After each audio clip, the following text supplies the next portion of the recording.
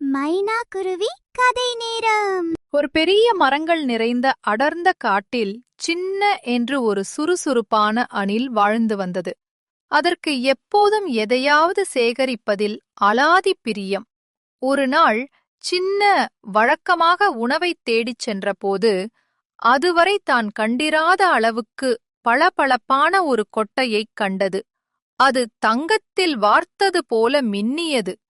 அந்த கொட்டையை மகிழ்ச்சியுடன் எடுத்த சின்ன அதன் அருகிலேயே ஒரு கொட்டை வியாபாரி தன் பெரிய கடையை திறந்து வைத்திருந்ததைக் கண்டது. சின்ன திருடும் எண்ணத்தில் மெல்ல மெல்ல வியாபாரியின் கடைக்கு அருகே ஒற்றையடியாக நகர்ந்தது.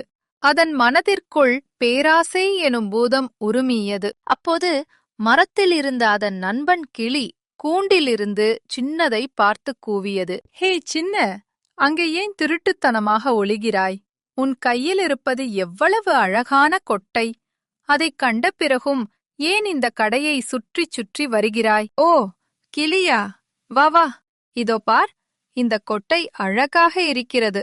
ஆனால் இந்த கடையில் இன்னும் நிறைய நிறைய கொட்டைகள் குவிந்து கிடக்கின்றன.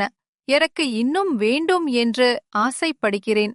எல்லாவற்றையும் எடுத்துக்கொண்டு போகலாமா என்று யோசிக்கிறேன். சின்ன, உன் ஆசை புரிகிறது. ஆனால் நமக்குத் தேவின இடிவையானது மட்டுமே போதுமானது. மற்றவர்களின் உழைப்பை திருடுவது தவறு. அதோடு நேர்மைதான் நமக்கு எப்போதும் நல்ல பெயரை தரும். உன்னிடம் இருக்கும் ஒரு பளபளப்பான கொட்டையே பெரிய பொக்கிஷம்தானே. பேராசைப்பட்டால் கடைசியில் நீ எதையும் இழக்க நேரிடலாம். கிளி சொல்வதும் சரிதான். பேராசையால் நான் தவறான வழியில் செல்ல நினைத்தேன்.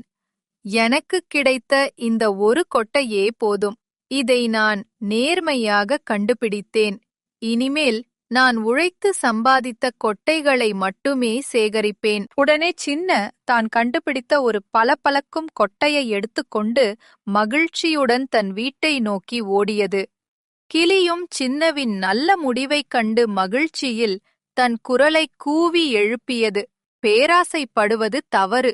நமக்கு கிடைத்ததை எண்ணி மகிழ்வதே உண்மையான சந்தோஷம். நேர்மையே சிறந்த வழிகாட்டி. உங்களுக்கு பிடிச்ச கதைகளை கேட்க இந்த சேனலை சப்ஸ்கிரைப் பண்ணிக்கோங்க. கூடவே அந்த மணியையும் அழுத்திடுங்க.